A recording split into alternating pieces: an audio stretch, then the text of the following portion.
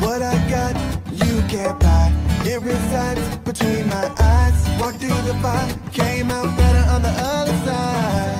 See, life's like a beach if you find the same. And right now, I'm feeling like 100 grand. You are listening to Inspired Insider with your host, Dr. Jeremy Weisz. Hey, everybody. This is John Corcoran with Dr. Jeremy Weisz, and this episode is a little bit different. This is a live interview that we recorded at the Global Leadership Conference from Entrepreneurs Organization, where some of the best entrepreneurs from around the globe gathered in Washington, D.C. to share ideas and to learn about entrepreneurship. And of course, this episode is brought to you by Rise 25, where we help B2B businesses to give to and to connect to their Dream 100 relationships and partnerships, helping you to run a podcast so that it generates a referral pipeline and ROI. Yeah, I mean, John, after both of us have been podcasting for over a decade, the number one thing in our life is relationships. And we're always looking at ways to give to our best relationships. And we found no better way to do that over the past decade than to profile the people and companies we admire and shout from the rooftops what they're working on. And this interview is no different. So if you've thought about podcasting, you should go to rise25.com to learn more, or email us at support@rise25.com. Thanks, everyone. Enjoy the interview. Enjoy.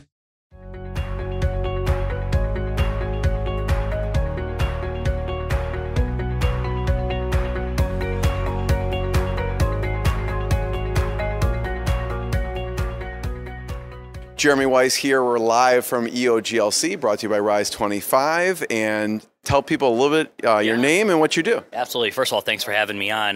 My name is Rahul Wahi, and the company that I run is LLT Group. We are a user experience agency, so we do full stack development in-house, and then we also do UX and UI design work as well. So tell me about the clients that you serve. Yeah, so anything from small, medium businesses, essentially, to larger enterprise. We're kind of like a little bit all over the space. It's more about solutions that we're trying to solve for, is really just focusing on humanizing brands through the digital experience and understanding who their customers are and how we can navigate them through to a solution that works for them.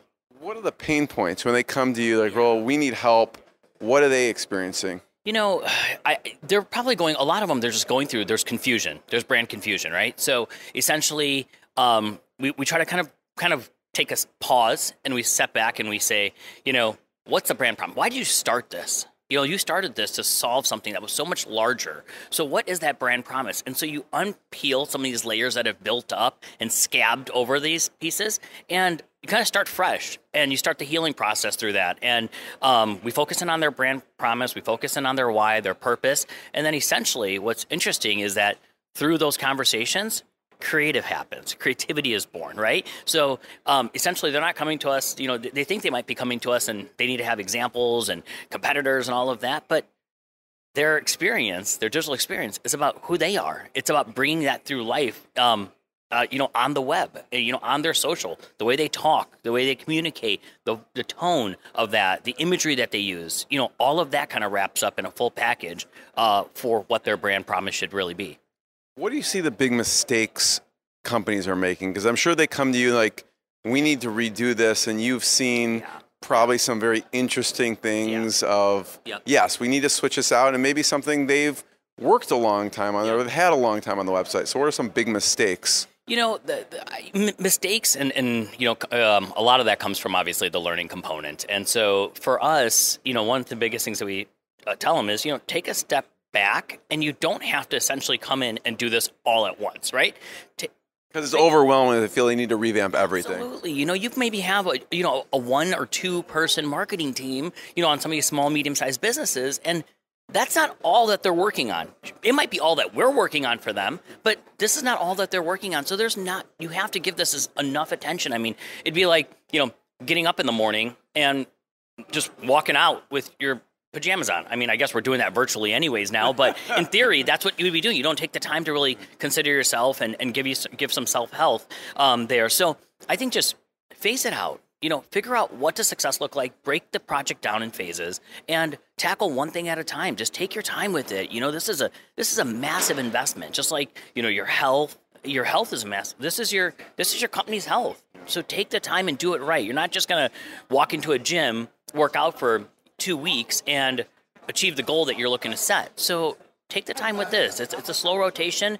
You focus it in on 3 to 5 days, do that workout, do it for a continually long period of time, break it up. You're going to see the results there. Yeah, I mean, arguably, it's one of the most important things because it's the first impression, and it may be the last if they don't do it right. Absolutely, right? And that's it, right? Who are you speaking to? How are you speaking to them? And, a lot of what we're trying to focus on in today's times especially is just being empathetic, bringing through not only just the promise and the tone of the voice, but just also just that empathy that you have as a brand. Listen, you're solving something that hasn't been solved before. You're doing it a different way. Even if it has been solved, you're doing it a different way. And so bring that uniqueness, bring that authenticity out, bring that individuality out. Essentially, those are the things that we want to focus. And the only way you're going to be able to truly invest in that and focus on that is slow down a little bit. Take that pause, take that large, deep breath, and let's do this together. You have a lot of amazing clients over the years, and I love to highlight exactly what you do through an example. And we were talking a little bit off camera of a really cool client. Yeah, absolutely. So, obviously our focus is in small and mid-market clients. And a lot of the work that we do sometimes on the enterprise level essentially will be just through relationships or somebody moving directionally, through that kind of vertical alignment. And, my story is a little dated, but it's probably one of my favorite ones. So I started LLT Group about a little over 10 years ago. So I've been doing this for a little bit. And at my past employer, I ended up coming out of that and essentially building out this digital agency and these solutions.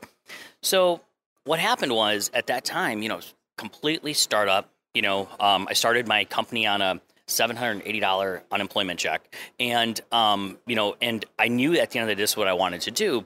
But with that said, I was working out of my parents' basement. So, right there, they kind of gave me their basement. We started bringing people on and just kind of more so kind of freelancers, essentially. Those people now are tenured employees, which is phenomenal. We just celebrated a couple of them just this past week.